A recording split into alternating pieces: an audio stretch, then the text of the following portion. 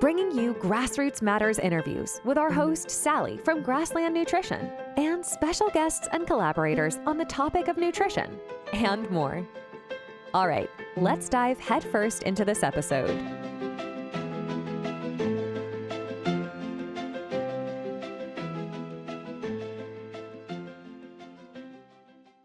Thanks for joining us. Sally here from the Grassland Nutrition team. Today we're talking to Allison Wilson, aka the Glamorous Carnivore. Allison shares her story about her self-administered road back to health. She demonstrates her knowledge that she has built about gut health and diet and offers insights to others. Let's dive in. Allison, thank you. Discovered you recently and really happy that you're using the products. And what I would say is, when you may mention grassland products, I did just want it to be kind of natural. Yeah. Not like. Yeah, exactly. If at all, you mention it. Bing. Just how you're incorporating organ meats and how you're using products. What made you want to use the products, whatever. But I think it's your story, and what we're looking to achieve with these Grassroots Matters podcasts is to get the natural stories from share them through this platform of people that we're working with, we're collaborating with, whether they be influencers, whether they be some of our wholesalers, and just the community as a whole, because we all have a story, and it's not to just jump on the bandwagon of what other people are doing. I think it's to share what could be useful to our community and really kind of start to kind of thrive based on best practice, because we've all got different experiences, different journeys. We can't all, find the panacea of one thing and then, that's amazing. We keep it to ourselves. But, some of the things that I've experienced, for example, could be helpful to a community, and your story's unique as well. So it's bringing together those unique stories and sharing them across the platform to help others, rather than there, being any kind of commercial gain objective. Right. So the biggest thing, I think it's a lot of everyone is very connected still, even though we're all different and have different stories, that the whole entire thought process why people are driven to these sort of things is because there's a connection that we all realize. And even though it might be like an unspoken kind of thing, I think we all know what we're supposed to be eating. At some point in time, we come across it and we're like, wait a minute, 100%. Yeah. And it's when we get lazy or just too busy, I think you just go for convenience, but no. Right. Keep it simple. I think of the products as being easy because they're there for you. They're packaged, they're already there. You just open a bag and it's simple. That to me is easy. It's convenient. Yeah. I mean, obviously the product's different, but I think we need to be not become complacent, I think, with where we're at. Yeah. Right. Generally speaking as a whole. So if I can ask you, go into that first question and ask you just to tell us a little bit more about your specific journey in relation to gut health.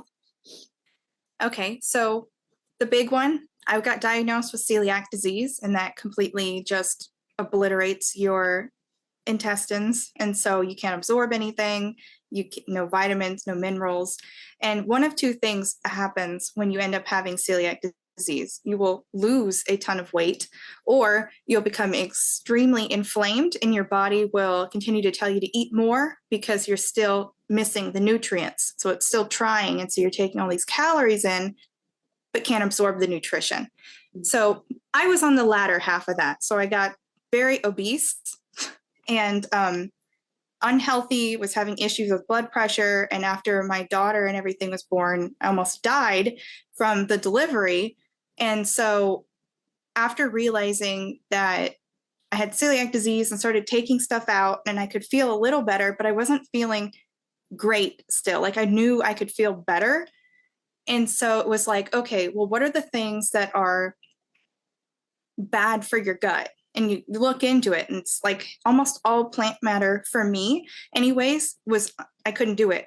And even things where you have, where they call it cross-reactive grains, so like corn and oats and stuff like that, all of those things are usually looked at as being gluten-free friendly. You have celiac disease, you can just jump right over there and eat those things. And that didn't work for me because my body reacted the same way as if it were gluten, because it had been like 30 years of having my gut destroyed. And so at this point, I couldn't handle anything. And the only thing I could do was eat meat. And so along with that, and all the nutrition that comes from the meat itself, you know, you look more into all of the other animal-based like knowledge and history and all the wisdom from what we used to have. And what comes with those? Organs. Those are the prized, the treasured sort of different things. You have the liver, the heart, the kidneys, the spleen, everything, you know, even like the brain. People really looked at that and used that as stuff to be building blocks of themselves, especially if they're sick, they're injured, they're elderly, the children, pregnant women. And so after I started doing the carnivore diet for a while and added on these things, it got better. It's just my gut healed, and I've had blood work to prove that my gut is not attacking itself still, and they're all like in the clear. And I mean, just as a side note, my son also has celiac disease too, and he's on the same exact diet as me. And his numbers are great also, and he's thriving. Like, he's not underweight, he's growing, you know, he's got muscle, he's, you know, doesn't get sick as much anymore either. And he actually really, really likes the weird, gross foods, as people like to call them. Like, he likes sardines and cod liver, and he eats beef liver too. So totally into it. So reassuring for you, and that he's into it, because yeah, it could be problematic otherwise. And for you, with your journey there, dealing with those gut issues, which were pretty profound, how long a period was that for you? How long a period was it for you? So after the birth of and was it your son? Because I know you have more than one child. Yes. Yeah. So my gut issues actually started when I was a child, because I've probably had the undiagnosed celiac disease since I was little.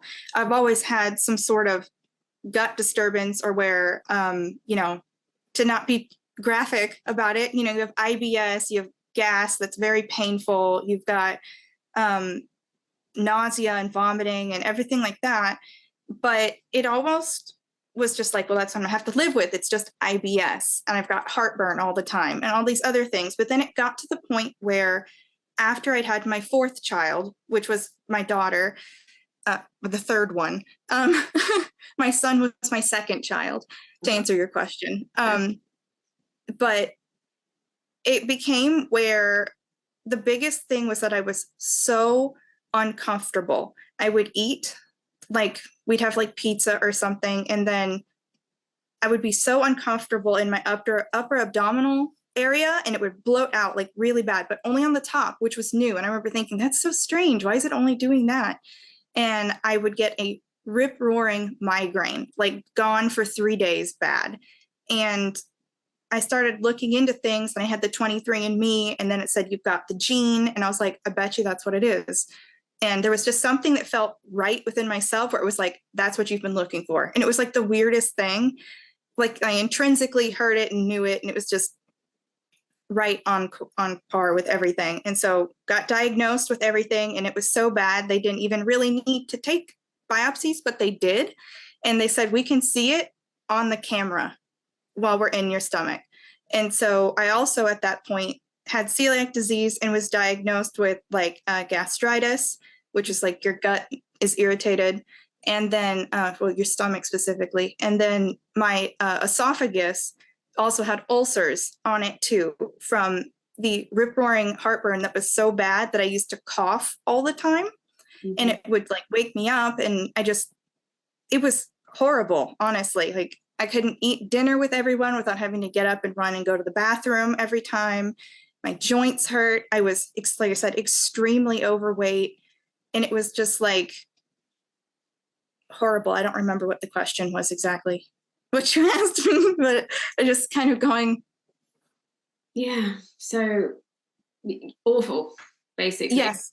And there's no quality of life there. No. You obviously have to eat. Yeah. Yes. So I legit felt like I was dying I tell people it was like a nosedive is what it felt like. Yeah, you must have. Yeah. So how long then after you intrinsically, thought meat might be my savior, how long did it take for your gut to kind of neutralize and your microbiome to kind of reset itself so that it was more of an alkaline place for you to then, and were you experiencing brain fog through all of that as well? Oh, yep. There was at one point where with the brain fog where I remember I'd be sitting there and wouldn't be able to, it was like you'd have the thought and it couldn't connect to the other side. It was just like the bridge was gone. One synapses to the other, it just wouldn't connect. And you'd sit there and be like, I remember being smarter than this. Why can't I like put 2 and 2 together suddenly? Why can't I think of that word? Like, why can't I spell that suddenly? And it was like really mind opening. And I remember telling my husband, I said, I think I've got like low-key brain damage or something, because this feels really bizarre. Like I'm very aware of it. And like, I know that what my actual functioning capabilities are, and I'm not doing that. But the other question you had asked was yeah, so debilitating. Yes, I asked about 3 and 1 there, which wasn't intentional. I'm just wanting to get all of the information. When you? Oh, right. How long did it take me to feel better? Yeah, after 30 years of toxicity building up. Yes. Okay. So believe it or not, and every time I tell someone this, they're like, really? It was 3 days for my gut to calm down. And 3 days, I didn't have horrible gas and cramping, and you have to run to the bathroom and all of that. And it just felt calm. Like it was like you just sit there after eating or just during the day. And it wasn't like didn't feel like there was a pressure or uncomfortable the entire time. I didn't have heartburn. And it was just really great, honestly, because I was like, oh, I don't feel horrible. That's, that's very, like, I feel like I can go to the store now and I can, spend more time with my kids, because now I'm not worried about if I'm going to have to run to the bathroom or if I'm going to be just so uncomfortable that my stomach hurts.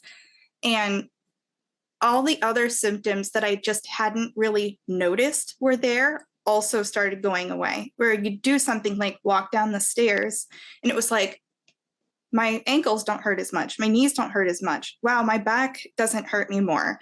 And it'd be like, well, my skin looks much better suddenly. Like what exactly is, and then, then you start losing weight and things become easier. And so it's like, oh, okay, well, I feel just more like, I can move around. And it's, before, when you are that inflamed, you don't want to do anything because you feel terrible. I used to freak out about like going grocery shopping, because then I'd be like, well, I've got to get out of the car. I've got to hold the baby. It's going to hurt my back. And like, it's going to be hot and I'm going to be all sweaty and, all this other things. And I don't even think about that now. I don't have to like work myself up to go out and do something basic, which, I mean, now it's like, if the toddler has a bad night and I'm up more, I can handle it better than I could before. And it's really just light years better on so many different levels. That's fantastic. Wow, how amazing. And that it was just a gradual upwards trajectory for you. What did you start with? So, we said meat as a, general classification there. Did you do the like beef, salt, water, or what was your approach? So I just went ahead and went with mostly just any sort of meat, because I would do beef, I would do seafood of every sort, so like fish and shrimp and scallops and stuff like that. And I would do pork, but I would sometimes get issues with pork where I even still sometimes have issues with it. But I think I've narrowed down as to what the actual cause of me having a reaction to pork is. And it's conventionally raised pork. Pasture raised, I don't have an issue with. Iberico, I don't have an issue with. But I cannot do conventionally raised pork. And I would do eggs too. But I've come to realize I react to egg whites. I'm okay with the yolks, so I eat a lot of raw yolks, but I don't do the whites because even the powder, I've tried to make that bread thing before where people do the like, I can't do it. It completely tears up my insides, so I don't. I know that some people have more sensitivities, and the longer you've had open gut lining, the more you can be reactive to things. So it is what it is. I'm happy, honestly.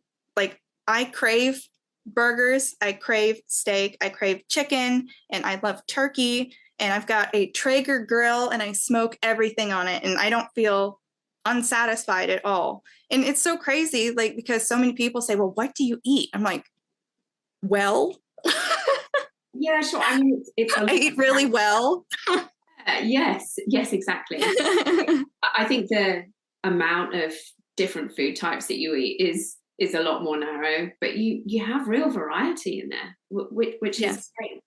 Yeah, and you've learned so much along the way as to what is going to be good for you and what isn't. And it's just, you just don't go there. You don't want to feel awful. It's not worth it. It's not worth it.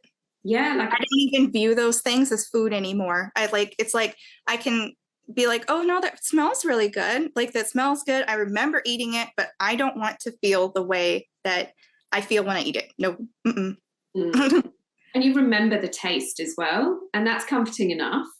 But then, no, well, sort of. Yeah. Sometimes I forget. I'm like, I think I remember what it's like, but I honestly don't care. I mean, I don't get cravings for sweets anymore. I tend to. It's interesting. Like, I remember when I started eating this way, and I would move away from stuff. Like, I would tell people it tastes sweet, and they'd taste it, go, no, it doesn't. Like, no, I can taste the little bit of sweetness that's in this because I don't eat sweet stuff all the time. And people just be like, that's so crazy. Yeah.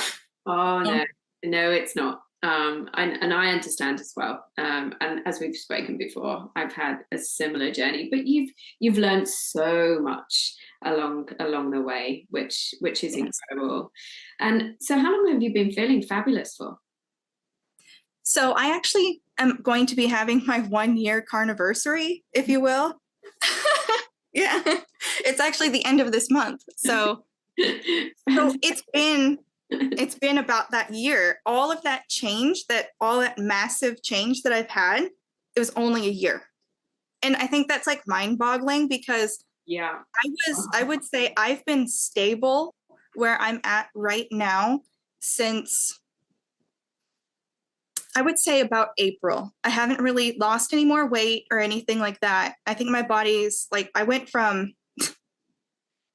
started at like 230 pounds, which is a lot. Okay. And for my frame, I'm 5'2". And so I now weigh 120 pounds.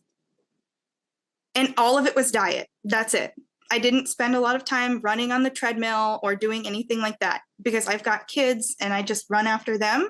Yeah. I did do a lot of intermittent fasting, but it was literally all diet and lifestyle changes in that regard. So I lost over 100, like, what is that? 110 pounds. Yeah. It's a lot. Incredible. Yeah. And so people in your community must have obviously noticed this like massive transformation. And they didn't really. So here's the shocker. There is a picture on my Instagram where I have like, the carnivore diet saved me. And I'm sitting there at Disney with my family before I changed everything. And then the other one is recent. And my husband, when I showed him, I said, look what I made. And he was like, oh my God, I didn't realize you actually looked like that. Like, he doesn't remember it like as that bad. And he was like, no, like, I just remember thinking you were the most beautiful woman. And like, I still do, but I did not realize you looked that poorly, like sick and inflamed, so heavy. And I look completely different now. All within such a short period of time, but because they were front and center to the transformation, if you will, you don't really notice it day by day. Yeah. But no, he was shocked. My mother was shocked. She went around and started telling like all of her friends and was like, no, seriously, like, look, like this is what she looked like. And like, now this is what she looks like now. And it was just, it's really, really like crazy, honestly. But I think the influx of all the nutrition really propelled everything. I think if the food had not been high quality and nutrient dense, then it probably wouldn't have been that quick. Yeah.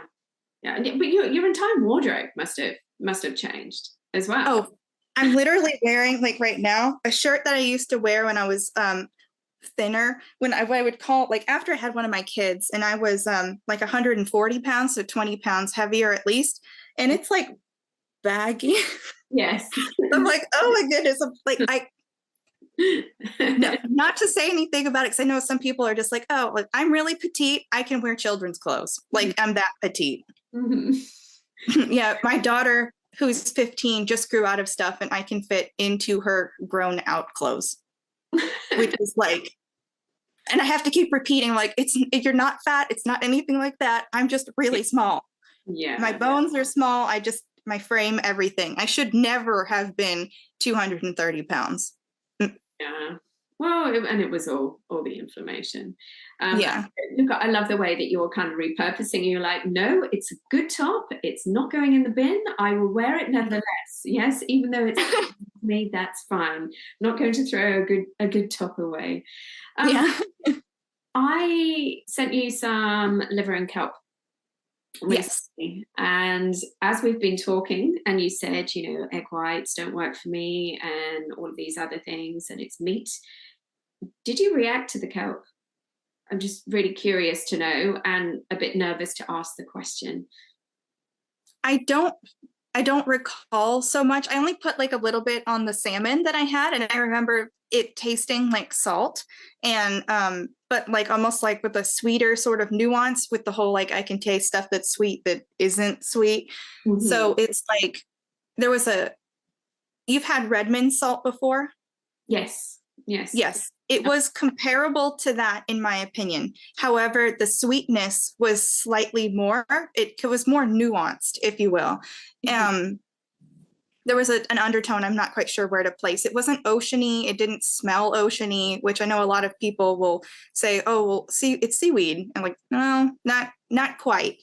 But yeah, I do not remember reacting to it at all. And my father-in-law was actually here and he had it on the smoked salmon also. And he really liked it. And he said, I can definitely taste something there. And it's like, yeah, well, that's very reassuring to know. Yes. That it went down okay. And that's our point of difference with the plus kelp. Yeah. Right.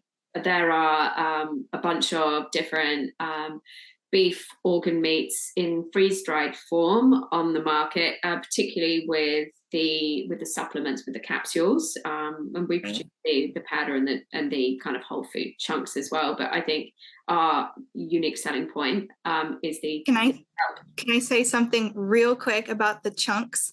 Yeah, of course. Okay, so my kids love them, and I know that must sound so strange, but like my youngest baby, so my toddler, she loves all of them: heart, liver, kidney, that was the other chunk one, and the suet.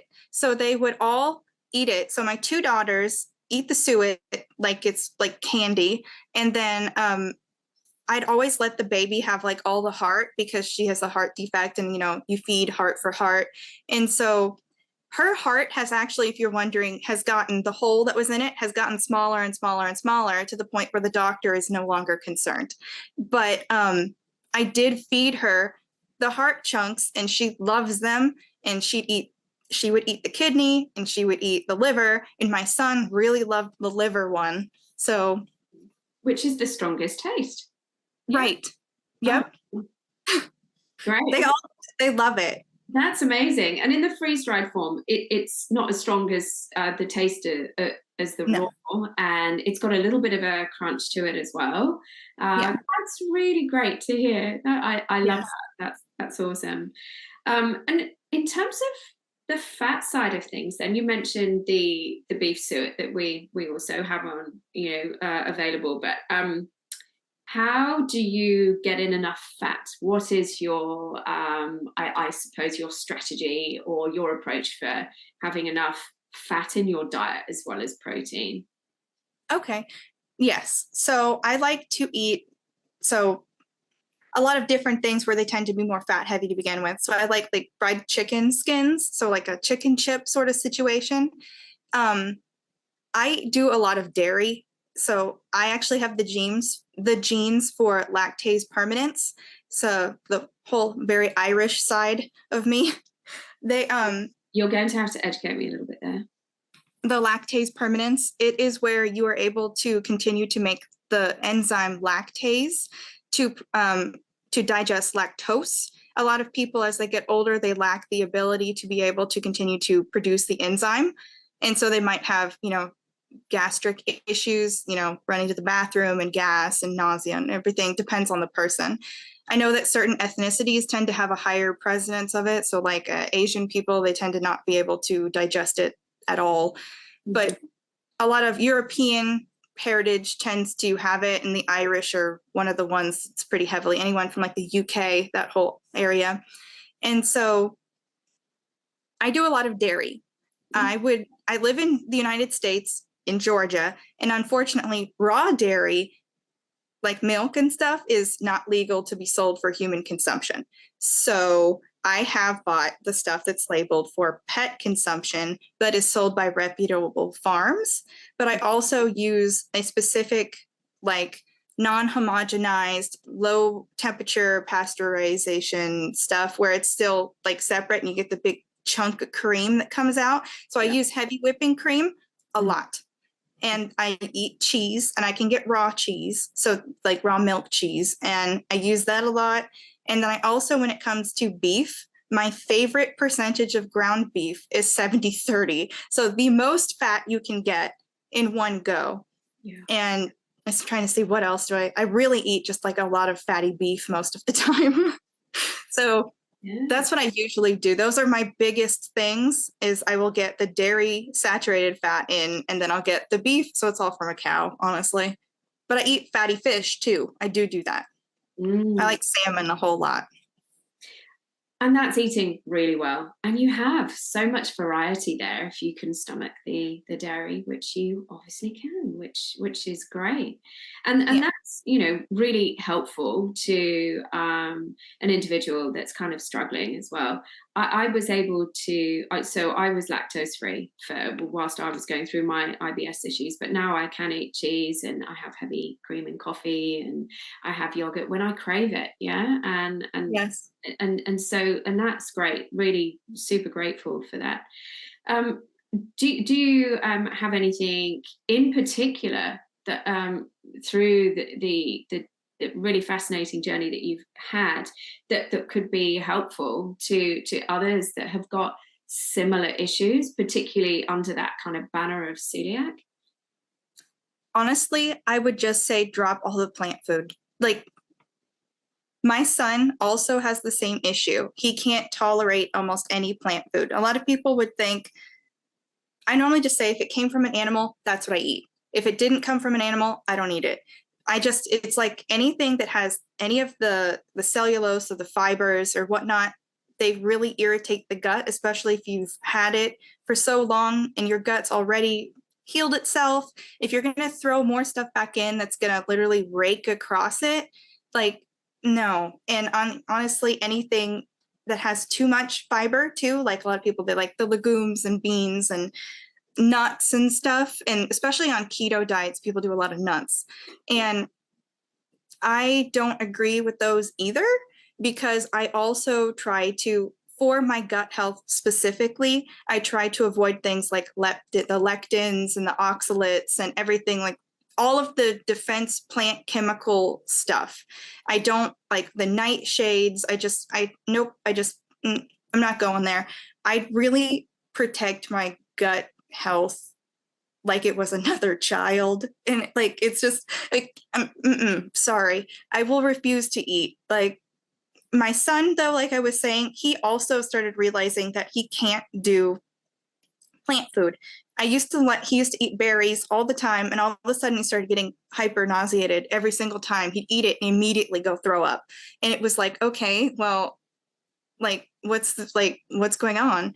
And so we just cut it out and he stopped having the problem.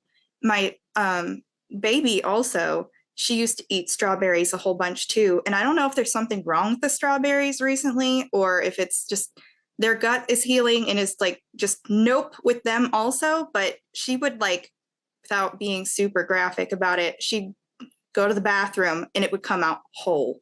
It would look like she took a chunk off and it was in the toilet. Completely undigested. And these were organic strawberries. Like, I make sure to buy all the plant stuff organic, and it was very bizarre. I'll put it that way. But no, I don't touch any plant food. I don't do any of the grains or the nuts or the seeds or the beans or literally anything. And a lot of people say, oh, well, you can just have a little salad. That's okay for you. I'm like, no. It's interesting because lettuce is one of the worst things. It just completely, no siree Bob. Like, I'm not going there. Like, yeah, I think, yeah, just in terms of whatever gut issues people have, and the salad's great. You must eat your greens and eat the rainbow. It really exactly. Nope. to everybody at all. So I can totally relate to what you're saying. You want to eat the rainbow? It needs to be the rainbow of organs. Get your heart, get your kidney, get your liver, get your spleen, get some of that. You just throw that in there. Well, we totally advocate that. Yeah. I love it. Yeah, that'll be the new strap line. Right. Did you get your whole body system in? Yeah. Fantastic. Do you have anything else to add? I'm just conscious of your time and the time that we have for the recording as well. But it's right. Great. Honestly, what I would do is focus on things that have to do with being the most nutrient dense in general. And I don't mean, a lot of people think nutrient dense, they immediately gravitate to what's been told to everyone at this point, which is like kale and berries, because they're like, it has all of these vitamins. But you're completely not looking at the fact that they're not bioavailable. They're not biocompatible. Your body has to work so hard to get nothing out of it, essentially. It's so minute. But if you go and you eat animal products, whether they be the meat or eggs, or you have the organs, whether it be capsuled or not, there's still way more actual nutrition in that animal food because it's bioavailable, it's biocompatible, and your body does not have to work as hard to assimilate it. And so that is what makes it nutrient dense. Your body does not have to try to get it, and it's already packaged for you the way that you need it to be. The plant food is animal food, and we eat the animals. So you're getting the vitamins and minerals and everything from the animal when it ate the food. Yeah, so true. It's been really great talking to you. I just have a final question, I guess, which I should have asked earlier on. Do you find that you're eating less? Yes. Right. Yes. I absolutely eat less. And it's really bizarre because there are times where I feel like I eat less than my children do, but I'm not hungry and I'm not losing weight. And I don't feel any sort of blood chemistry issue like you'd have where it's up and down. Or I think it's because my blood sugars at this point are quite stable. And I mean, my weight doesn't go up and down. I'm not hungry. I just stop. I eat when I'm hungry and I stop when I'm not. Mm-hmm. Mm-hmm. Just like I drink water when I need to, and I don't push the issue, because you're fully satiated. Exactly. I have all the nutrition that I need. My body only tells me that I'm hungry when I'm hungry. And if I need to eat something, it tells me. Wonderful. And so now you can live your life and you can thrive. Exactly. You can do all the things you want to, and you're not being held back by feeling absolutely rotten. Thank you, Allison. Thank you. I'm sure you'll all agree. Allison is vibrant and passionate about her own health and her family's health, and is at total ease with herself. It was really enlightening to hear about the heart organs having such a beneficial outcome for her son. Follow the Glamorous Carnivore for meat seasoning and recipe ideas and ways to thrive through diet naturally. Thanks for joining us today. See you next time. Thank you for tuning in to the Grassroots Matters podcast. If you've enjoyed what you've heard today, please feel free to rate, subscribe, or leave a review wherever you listen to your podcasts. That helps others find the show, and we greatly appreciate it. Once again, thanks for joining us, and we hope you'll come back again for the next episode.